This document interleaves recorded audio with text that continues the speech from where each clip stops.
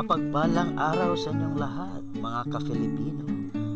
Mapagpalang araw din sa iyo po, Ma'am Fe, ang aming professor sa Filipino.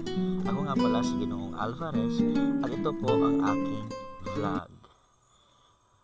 Ngayon, nandito po ako sa Municipality of Catigbian. Ito po yung munisipyo namin sa aming bayan.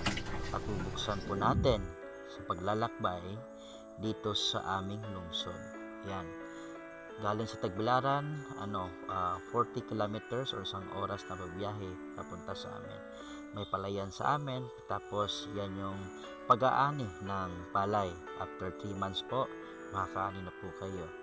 At nandito din yung merong fog sa umaga. Pagising nyo po, ayan, nakikita nyo po yung fog. Napakaganda po. At dito sa amin, pag merong okasyon o birthday, mga kasal, napakasimpleng handaan. Napakalamig din ng sapa dito, napaka-presko ang hangin.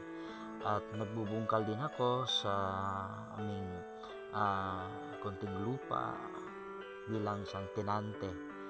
Ayan. Pagkatapos po dyan, pag may tinanim, merong aanihin. Tapos pwede kang mag-alaga ng baboy at ibenta. Ayan, dito sa agriculture. Tapos meron din mga manok. Ayan, native chicken. Tapos papa po yung nagpapakain yan. Napakasipag po ng papa ko. Tapos nagbubungkal din ng lupa. At yan po yung mga palayan dito sa Catigbian. Napakasagana po ng lupain dito. Pag kayo po ay masipag, ay syempre nakakakain po tayo. Maraming salamat. Bye-bye.